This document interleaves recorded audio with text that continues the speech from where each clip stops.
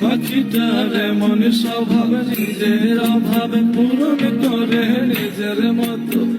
পাখিটা হাসে গেলে অন্তরালে, শুনি ভুল করে কত।